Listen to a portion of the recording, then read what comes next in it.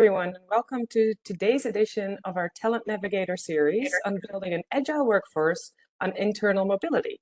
My name is Esther Veenhuis, and I'm the Global Head of Brand Comms and Reputation at Randstad Enterprise, and have a few housekeeping items before we get started here. This series will be recorded for on-demand viewing. A summary of discussion points and related content will be available after the call for all live attendees and on-demand viewers. If you have any questions, please, we want to hear them. So put them in the chat of the functionality here, and we will dedicate some Q&A time after the end of the presentation, or if we see that it's really useful to kind of get your question answered when our speakers are addressing the topic here. So with that, I'm pleased to introduce our speakers today. We have Jean-Francois Vezina, or JF for us. He's the Global Managing Director for Outplacement and Coaching for Randstad RiseSmart, and Martin Smith, our Vice President of Global Solutions Advisory at Randstad. So Martin, I'll give the floor to you now to share what you and the team have learned from recent client conversations and programs, and tell us more about internal mobility. Thank you, Esther. That's very kind, and thank you for the introduction. Yeah, we had the pleasure over the last couple of weeks of touring around and traveling by plane, train and Uber to meet with clients to discuss exactly this topic. How are they actually able to build an agile workforce and drive internal mobility? Now, we met with organizations, different geographies, different sectors, different sizes, and we discussed everything from technology to changing team structures and culture. Over the next 30 minutes, what we wanted to do was share the 4 key consistent conversations that we had with those organizations. And as you can see here, we felt that the 4 key conversations were around what companies are trying to solve for, what employees didn't realize employees have been missing, leveraging coaching to drive career navigation and internal mobility, and finally, key considerations to drive success for both employees and employers. Before I do that, JF, we had some great conversations about marketplace influences. So I thought maybe that would be a good place to start. So if I could hand over to you to share a little bit more detail. Yeah, absolutely, Martin. Thank you. And just checking that you can hear me, because I lost my audio at the very beginning. We discussed with a number of customers over the last few months, and what we're seeing is definitely an additional impact that we're seeing in the market, and more agility needed for their businesses. One of a specific customer that we've talked to mentioned about 3 different crises, pretty much, that they lived through. Some of which were due to talent demands, some of which were due because of purely technology advancements that were more rapid today, and other ones because of geopolitical shifts that were having them rethink about their geolocation and where their organization was based. And all of those crises that we discussed happened within about 3 years. So what we're seeing is definitely there's an increase of the market impact on our talent, some of which is on the geopolitical and demographic shifts. Obviously, we can just watch the news on one end for to see any geopolitical shifts, but also on a demographic perspective, what we're seeing is a lot of the countries that used to rise in populations, or a lot of the most developed countries, also have now an increased population that are going towards retirement, that causes an increased pressure on talent scarcity. And we're seeing also a different geolocation with more population, with also very high skills, and areas where a lot of organizations are not necessarily as developed, for example. We also look at talent scarcity and demands. So we keep hearing over the last few years more and more around talent scarcity. We're seeing also scarcity around skills.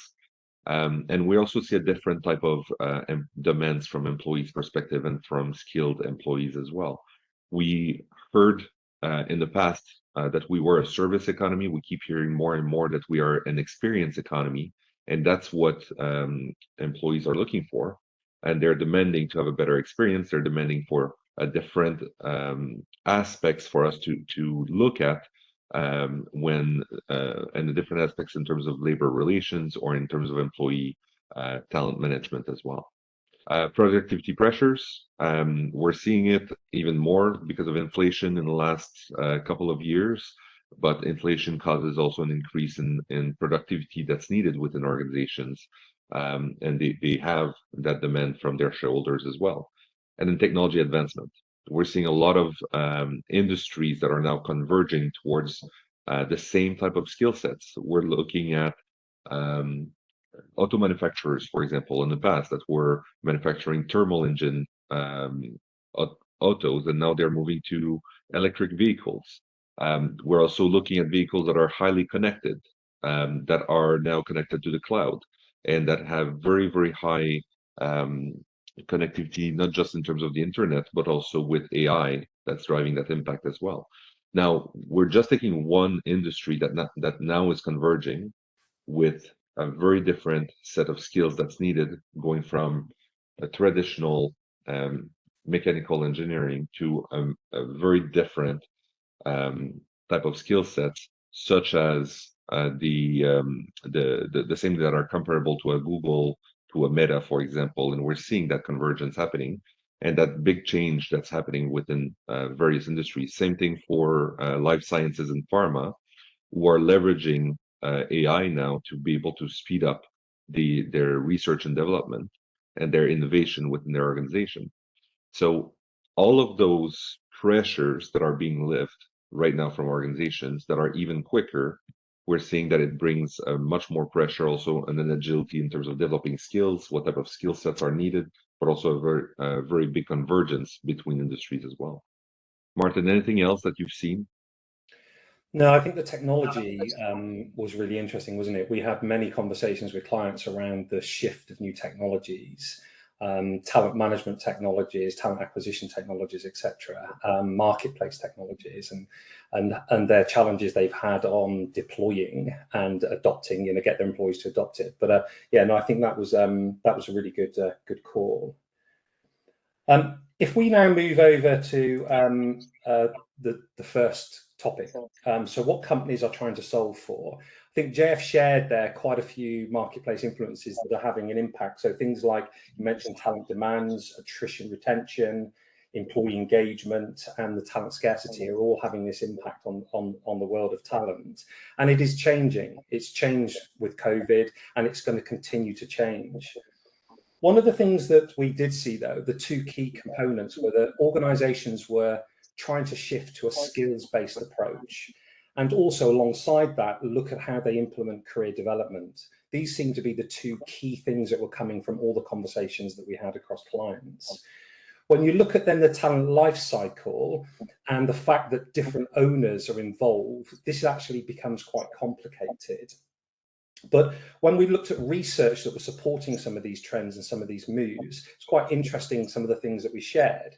The fact of the matter is, within talent acquisition, 1 in 3 18 to 34-year-olds consider career development as part of a criteria to decide what their next role is.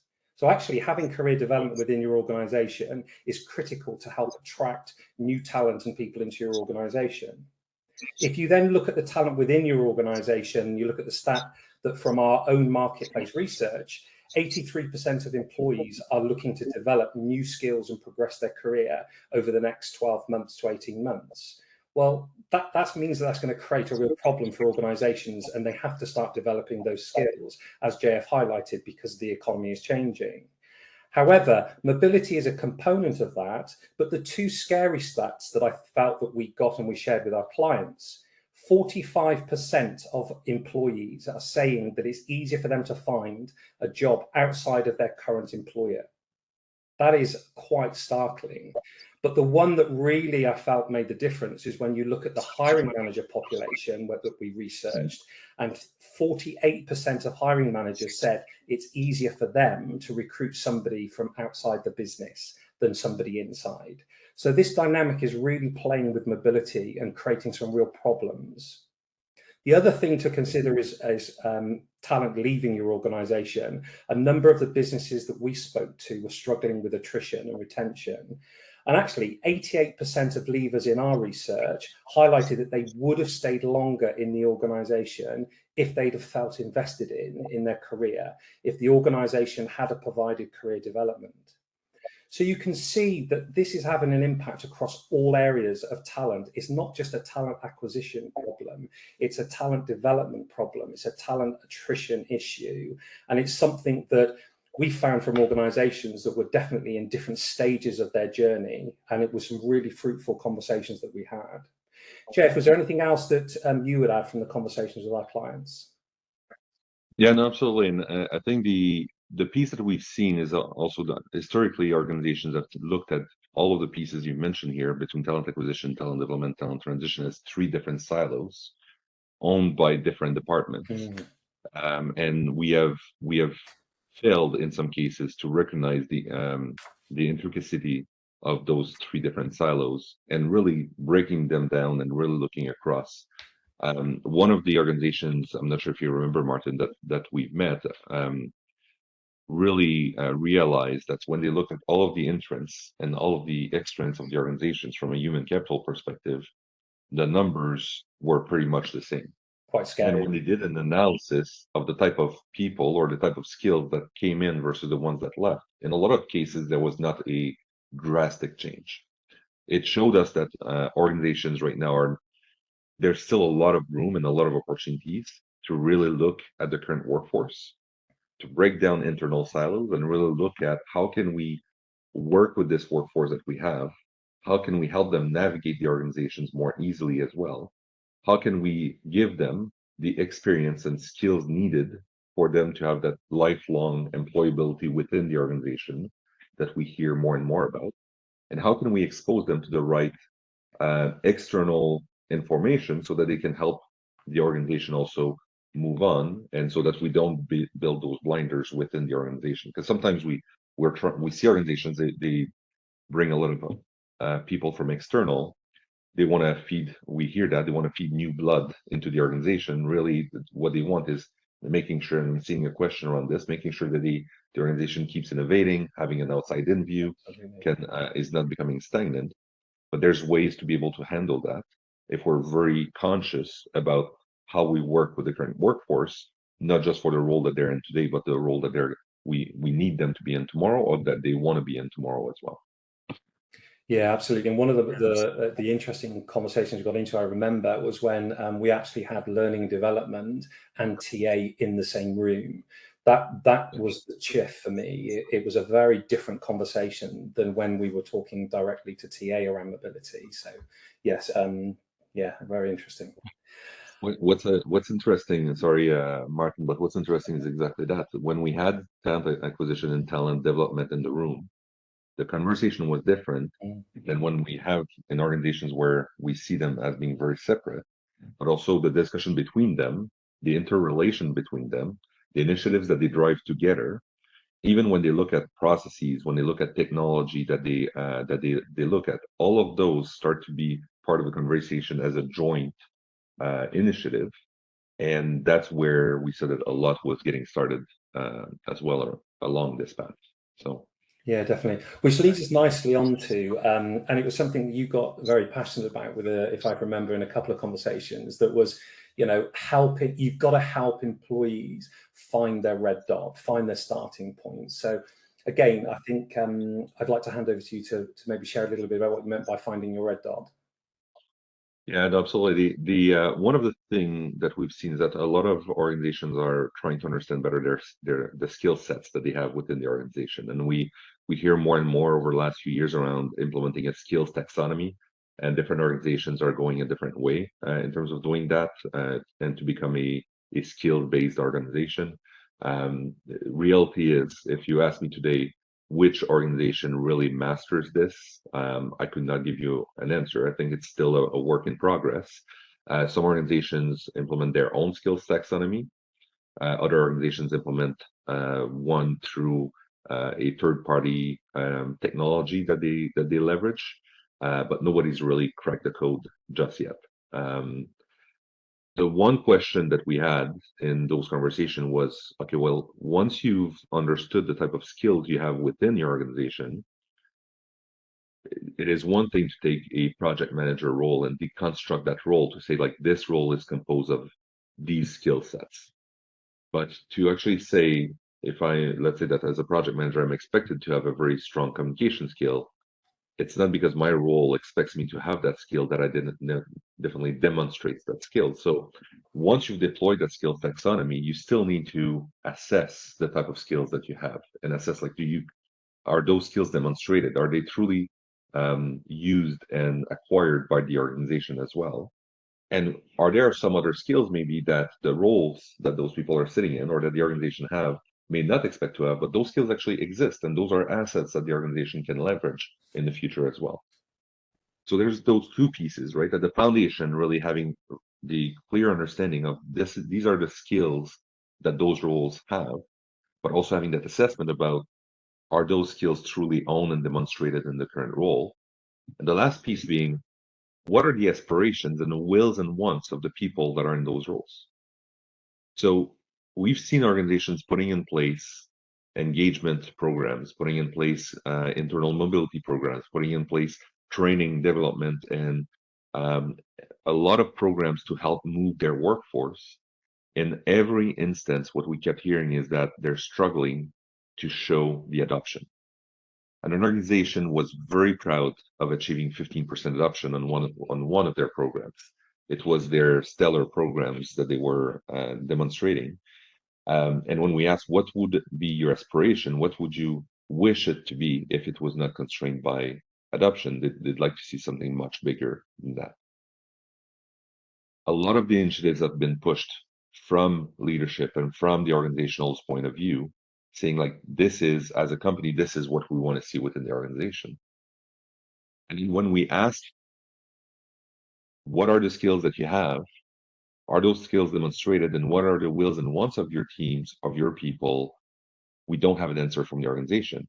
And then when we shifted the question around and asked them, if you were to imagine your organization, imagine your company as a map, and sometimes you see that in your building. If you walk around your building, you're going to see that map on the wall. And then it's going to say with a red button, "You are here." And imagine that map being your career at your organization, and you were to ask your employees to say, put your "You are here" button for yourself in your map for your career at your organization, over 95% of employees would be unable to put their red button. Now, this is where everything starts, because until you actually help your employees and your workforce identifying where they are in their career map within your organization, and understanding that the career map is no longer a straight ladder as it used to in the past.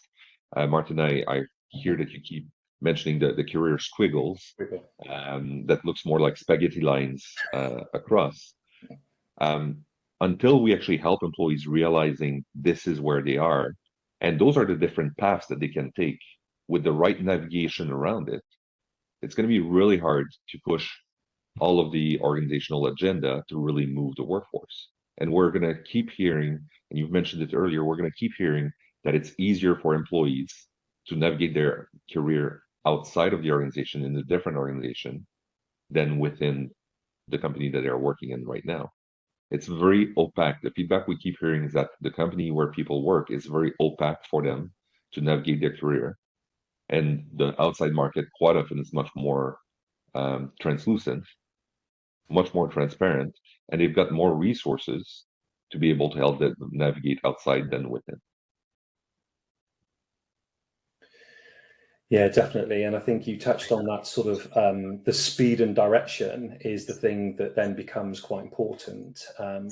Actually understanding that everybody is different. And yeah, I can remember, sorry to say, I did use the word squiggle quite a few times in some of those conversations, because there's not a conventional ladder for a career path. It does move in different directions. So the individual understanding their speed and direction, but also as an organization, understanding the speed and direction of your employees is critical.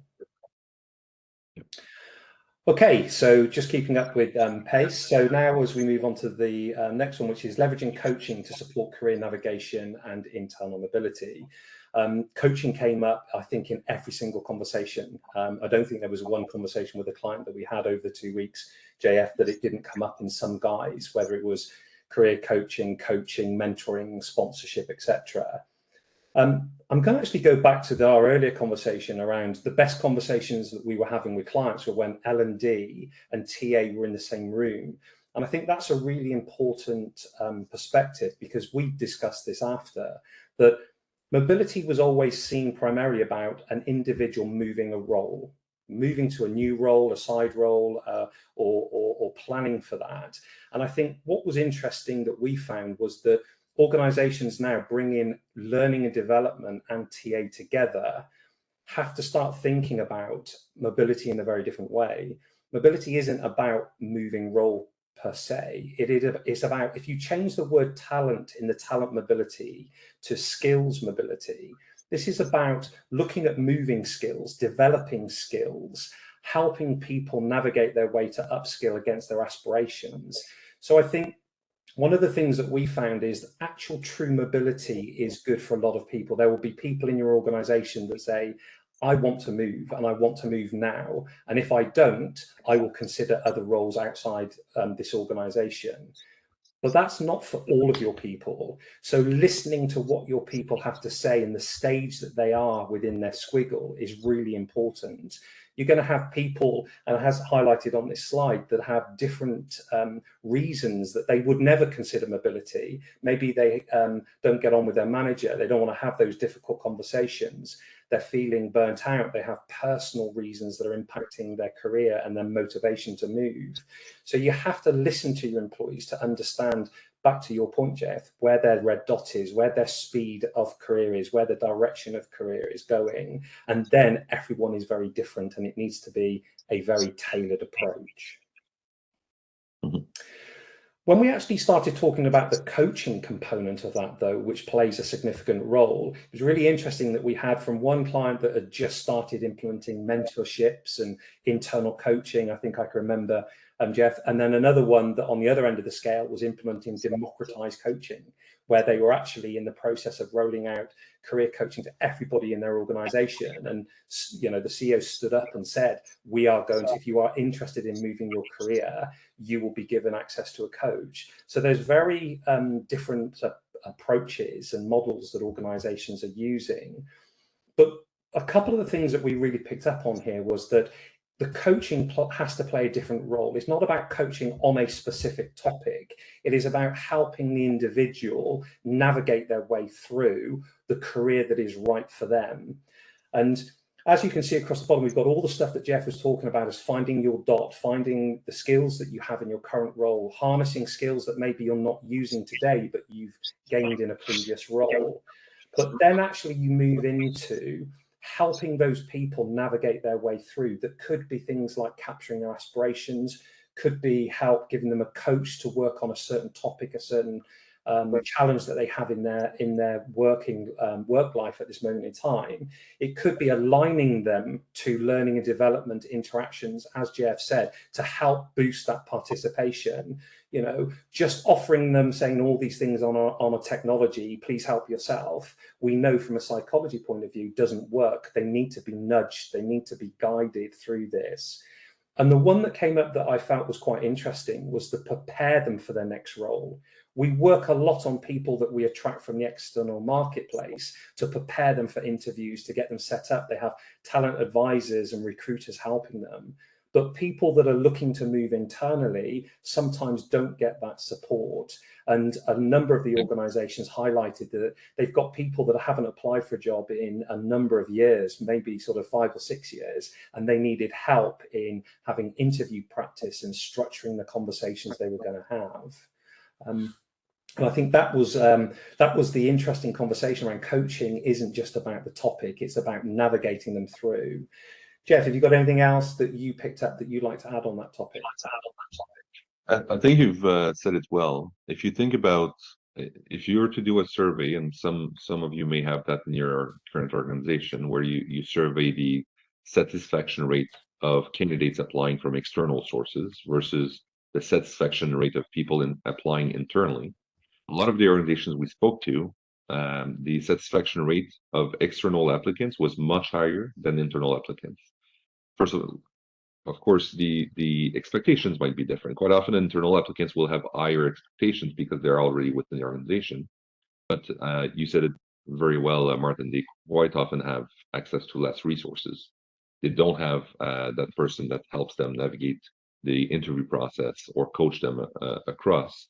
And this is a big piece that organizations are starting to realize. Whether you look at it from a democratization of coaching, whether you look at it from coaching a very specific scope of employees within the organization that are critical to the future of your organization, what we've seen is that first, the investment in that overall employee experience and getting that visibility about where they are versus where they can go. What are the skill sets that they own today? What are the skill sets that they may need tomorrow based on their wills and wants within the organization?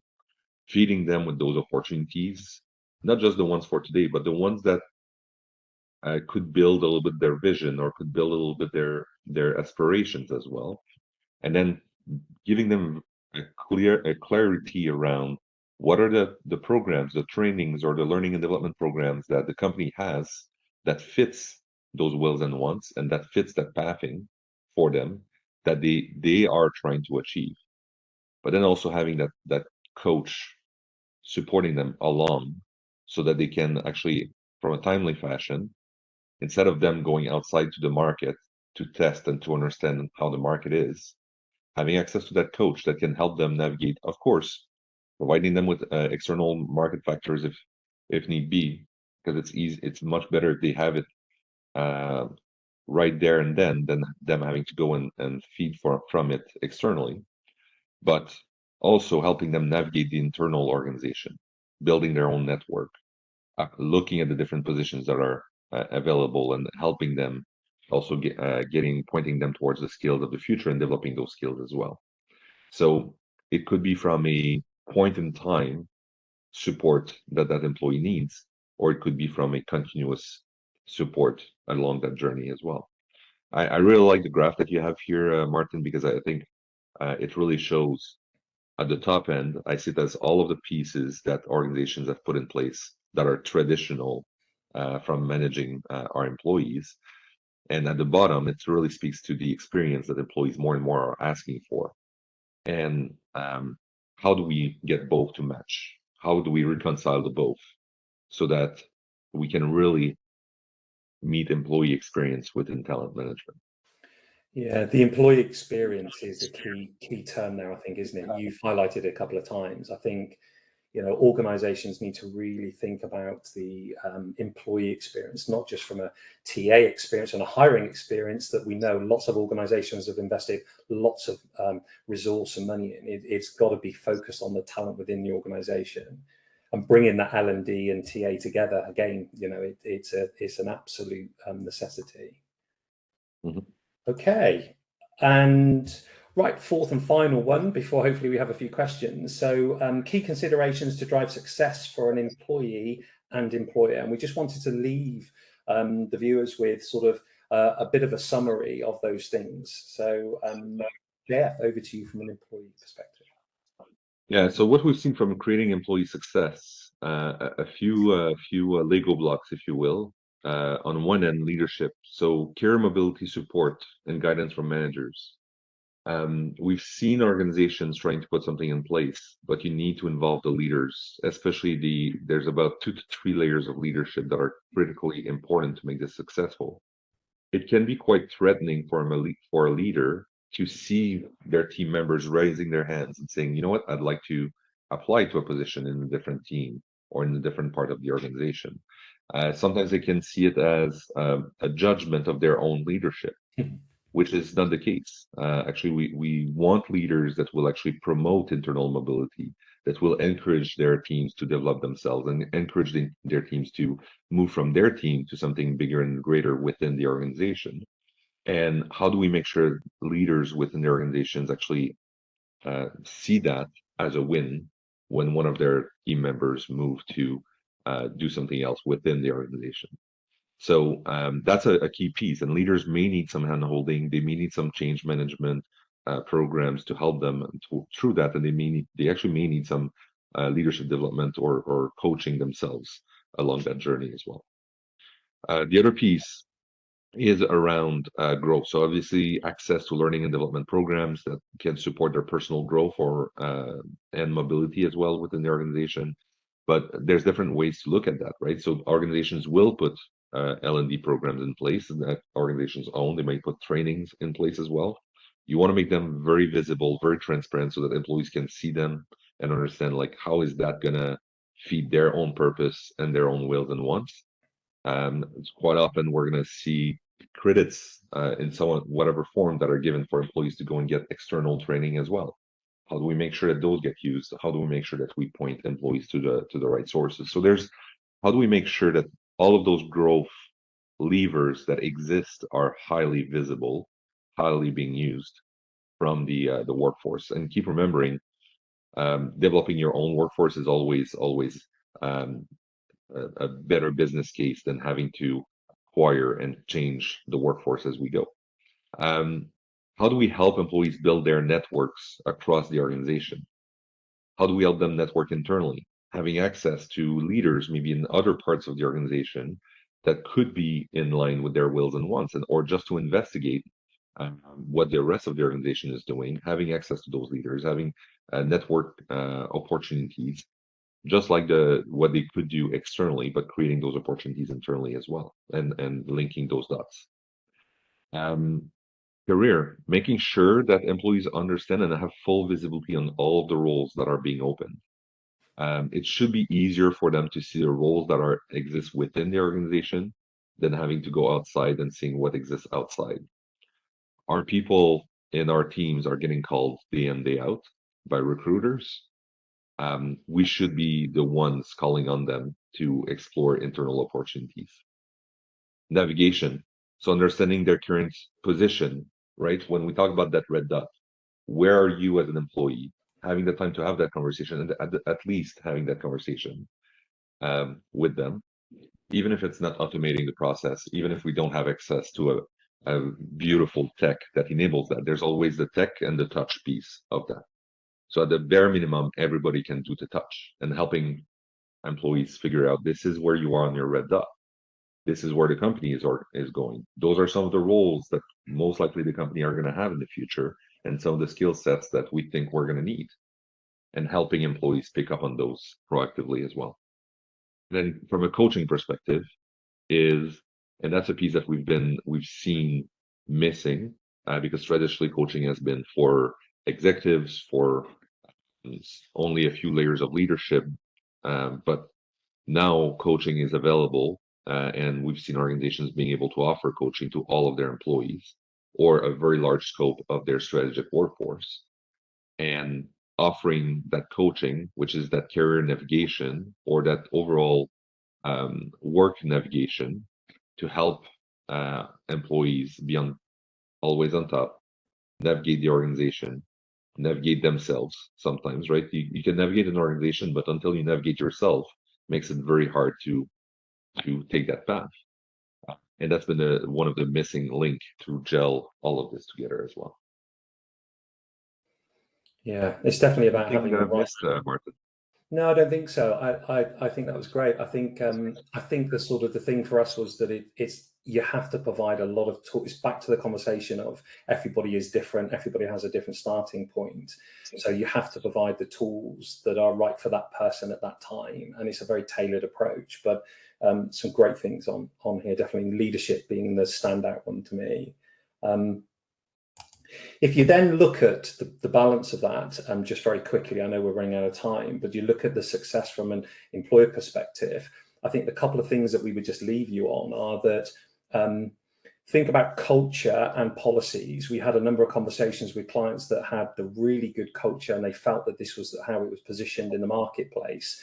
But some of their policies really stifled mobility. You know, you had to be in role for 18 months before you consider the next move. Now, that may be right for your organization, but if you're really driving mobility and you want people to be moving for the right reasons, then maybe that is a challenge.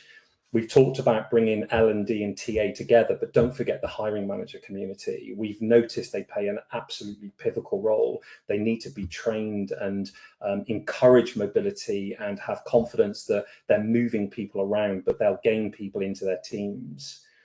I think Jeff touched there on technology. Technology is brilliant and evolving, but don't forget the touch. You need the tech and touch to go hand in hand. We're humans. If you just give a technology and point us in the right direction without nudging, without guidance, it's the coach and fitness personal trainer type analogy. You need somebody to help you on that way. Me probably more than others. Understanding both skills and aspirations. Don't just go for skills are great and people are moving to it, but you have to consider other things as well in that conversation, and definitely the aspirations of the talent you have within your organization. And finally, the last one is really focus on employer experience. You have to provide them with the right tools for them at the right time. As Jeff has just highlighted, there's a lot of components to that. Esther, I know we're running sort of shy on time. I do apologize. We've overrun a little bit, but yeah, did we have any questions, or over to you, really? No, this is fabulous. Thank you, Martin. Thank you, JF. And we certainly did get a few audience questions. So let me go through those. And we have a couple of more minutes to cover those. One of them, and I think you covered it to some extent throughout the presentation here. And I think this also connects really nicely with what you just said around hiring managers and the importance for them. But there was one question on the thoughts on the impact of internal mobility towards innovation, or rather stagnation. Can you talk a little bit more about that? Jeff, Yeah, please. I think what we've seen is, obviously, if organizations are purely promoting from within all the time, for example, and only looking at internal mobility without providing new context to those employees, that could be a risk of lack of innovation or lack of stagnation. So we need to be able to feed the workforce of an organization with new context, with new information, and to develop. So you do need to have the right tools in place to be able to promote that internal mobility. Same thing as if you only hire externally, then it makes it very hard to develop your culture as well, and to really have your unique attach points for your organization as well. So the one thing I would say is that the impact of internal mobility towards innovation and stagnation, it should not be, if well done, a negative on innovation or stagnate the organization. This being said, you do need the learning and development programs in place. You need to be able to provide external context as well. You need to be able to always stretch your teams at the same time. So it's not just about the internal mobility, because even if you bring people externally, you're still at that risk if you don't have those components, if you don't require that from your workforce. Those would be my 2 cents on it. Martin? Yeah, no, I think that's a good summary. I think we've realized that the internal mobility question is very different for different organizations, depending on where they are on that journey. We're talking to one organization one morning that was, they'd already done the skills assessment across their organization and realized the direction of travel for them strategically was very different to the skills that they have today. So they had no choice in really driving the external recruitment and driving then the development programs, as JF said, which were going to take a longer period of time. So you had to do the two in tandem.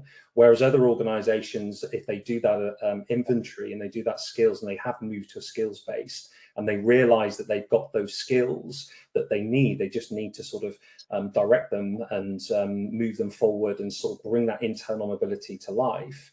They're in a far different position. So it really is. But there's so much innovation at the moment through technology and through things you can do with AI and coaching and everything else. I think it's a fascinating and really exciting thing to have in your armor from an innovation perspective. Right. I think it actually goes very nicely with another question we got, and JF, maybe you can start again here. Kind of how are organizations evaluating skills once employees find their starting point or red dot? So how are organizations going about evaluating those skills? I think that was a nice segue there. Yeah. Well, so one of the ways, and as I said earlier, nobody truly have solved for it is to implement a skills taxonomy and underlay a AI platform, a skill-based AI platform under their talent management system. So that was not fully cracked just yet, but that's one of the ways that organizations are looking at. In terms of assessing those skills, we're seeing different ways to approach it. So where in the past we had very personality-based assessments, or we saw that in the past, we're seeing organizations moving to a skills-based assessments, and sometimes being both from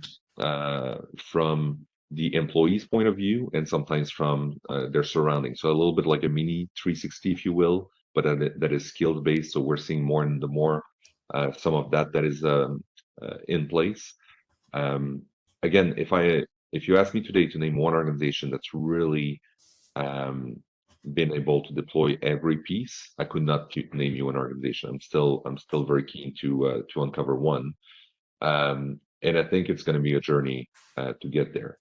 In terms of identifying the dots, one of the pieces that can be done very easily is the human part of it, because technology will follow in the next 5 years. I think we're going to see a lot of innovation in technology and AI that's going to help our organization get there. And I hope we're going to get to a single skill taxonomy that can be adopted for all organizations, because then that means we could benchmark each other and really have a better understanding of the world from a talent's point of view.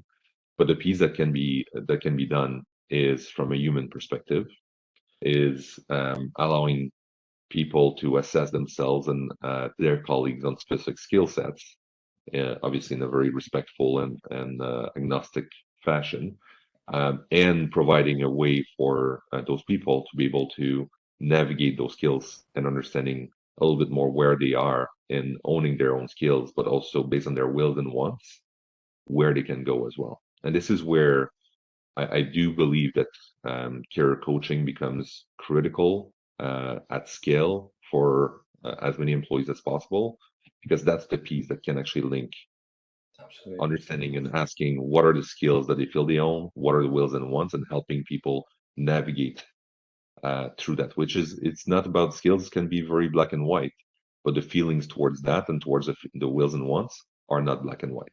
So really helping employees along that journey. I'm not sure if that answers the question, Esther. Martin, you might have a different view on that. No, absolutely same view. I think we picked that up as we went through. I think the two things that I would just also say that companies are trying to, or struggling a little bit with, is somebody rating their skills is one thing. Other people that have worked with those people equally validating and rating those skills is the balance to the coin. So you sort of need both in a way.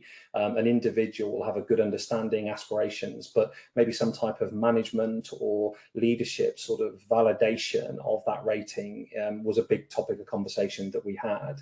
The other thing that I found fascinating as well was that organizations need to realize that people are in a role today that they're maybe not utilizing all the skills that they have gained in previous jobs, in previous careers. And that sometimes is a missed component. They're so focused on what they're using today and assessing that and growing it, they forget that the individual has had many jobs previously in varying degrees in different areas, different sectors, in different jobs, and they're building their skills and careers that maybe you just don't know about today. So actually capturing those and understanding them as well alongside what they're doing in their current role is a really key component to this topic, I feel. And I think companies that will do exactly what you just mentioned, Martin, are companies that will gain a competitive advantage. And we talk about stagnation or innovation. Those are companies that will be able to continue to innovate, not just on what people are doing today, but on everything that they've gathered, and making it harnessing the full power of their people. Definitely. I think this is a brilliant closing. JF, Martin, thank you again for your time today. if we had a couple of more questions, but we'll come back to you individually as we're here, you know, at the top of our 45 minutes. I want to thank everyone for attending, and we still have a few other editions of our Talent Navigator series. I'll put the link in the chat here if you want to continue. Oh, here it is. It's fabulous. If you want to continue listening to other topics, our next one is about the talent economy, intelligence, and predictions. So another great one on November 28th, and then one more on December 5th on people experience and the relationship value prop instead of the employee value prop. So a lot of great new thinking from us here to you. Again, thank you all very much. Thank you for joining, and have a great rest of your day, afternoon, evening, wherever you are. Thank you, Esther.